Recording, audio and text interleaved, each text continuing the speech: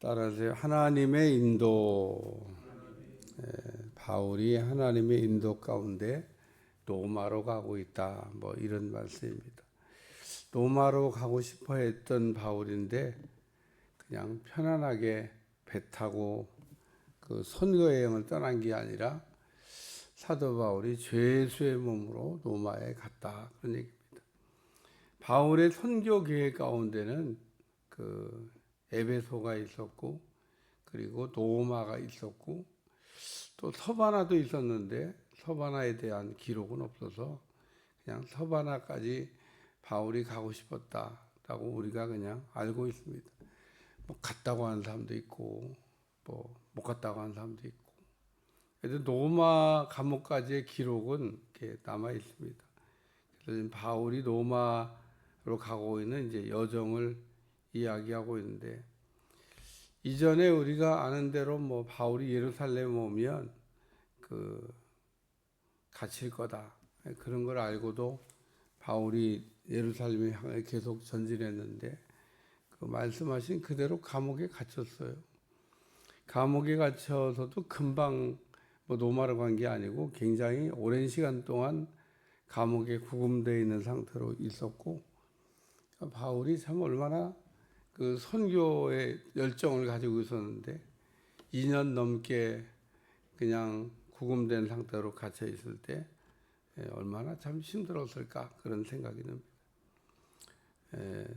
뭐 바울을 죽이려고 하는 사람들은 여전히 바울을 죽이려고 계획하기 때문에 그 어려움도 많았지만 그때마다 하나님이 간섭하셔서 바울을 죽지 않게 하시고, 또 그래서 우리가 안 대로 벨릭스, 베스도 뭐 이런 총독을 지나면서 가이사에게 재판받기를 원한다. 그래서 가이사에게 재판받기를 상소함으로 바울이 이제 로마 여정으로 가는데, 오늘 본문의 내용 보면 사람을 통하여 율리오라고 하는 그 백부장을 통해서 사도 바울이 도움을 받고 있다.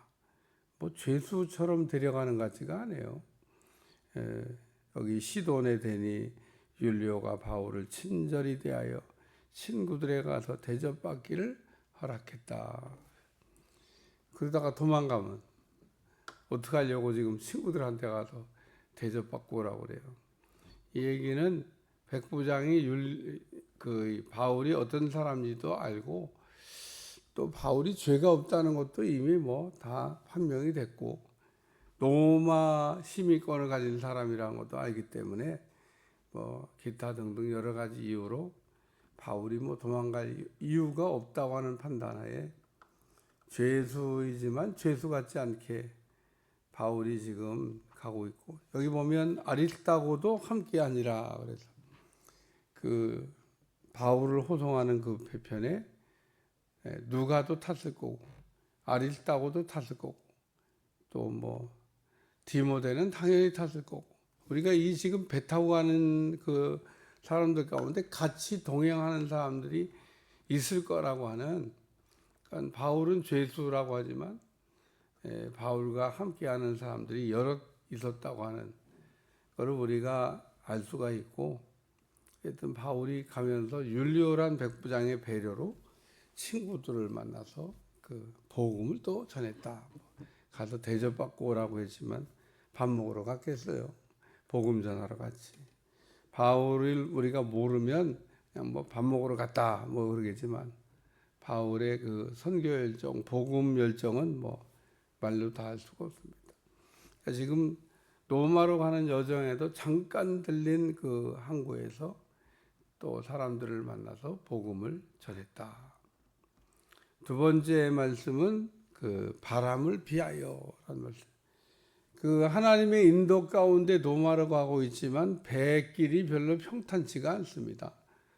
배길이 평탄치가 않아서 그 가면서 또 이제 우리가 뒤에 나오겠습니다만은 아주 미친 광풍을 만나가지고 배가 막 그냥 쓸려갔어요. 그러니까 그 바람에 의해서 배가 쓸려가니까 뭐 통제불능입니다.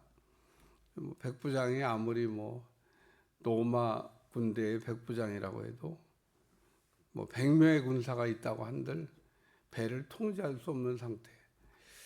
여기도 보면 지금 그 하나님이 바울과 함께 하시는 게 분명한데 풍랑이 일고 어려움이 있다. 뭐 그런 얘기를 우리에게 들려주고 있습니다.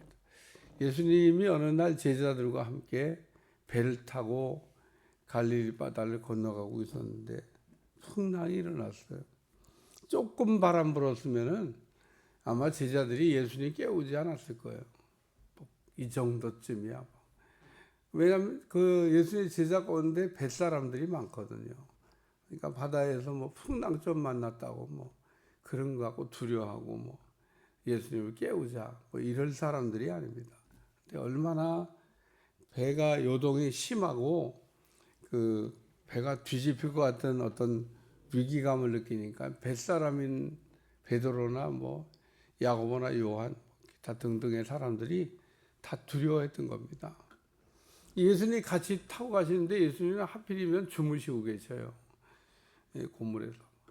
그렇게 막 배가 요동을 치는데 예수님이 잠자는 척했을까 잠잤을까 그건 나도 몰라요. 어쨌든 성경에 우리 주님은 주무셨다고 돼 있고 제자들은 깨웠다고 돼 있는데 어쨌든 주님은 풍랑이 일어나도 뭐 우리하고 다른 분이니까 편안하게 주무셨다고 생각이 됩니다. 제자들만 걱정이지 우리 예수님 뭐가 걱정해요. 주님이 타신 배 뒤엎어놓을 능력이 없도다.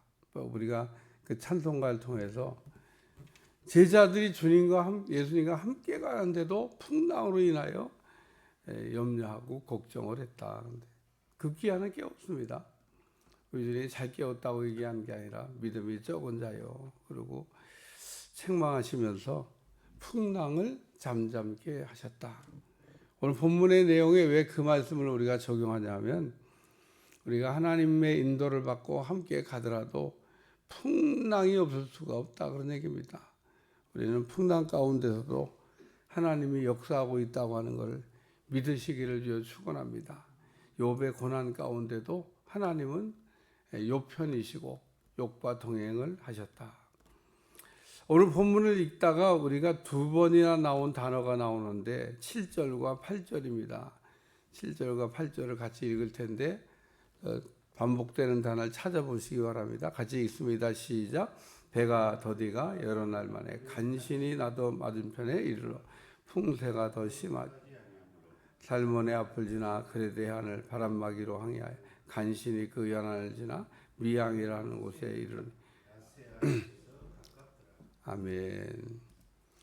뭐 여기 간신히 미양까지 갔다 뭐 그 얘기입니다. 이제 미양에 대한 얘기도 내일 아마 내일이나 뭐 내일 나오겠네. 내일 미양에 대한 얘기도 내일 다루겠습니다만은 항구가 조그만 데로 갔어요. 큰 항구가 아닙니다. 우리가 항구도 보면 큰 도시를 끼고 있는 그런 항구도 있고 아주 조그만 항구도 있는데 이 미양은 간신히 뭐 바람이 너무 심하니까 간신히 거기까지 간 겁니다.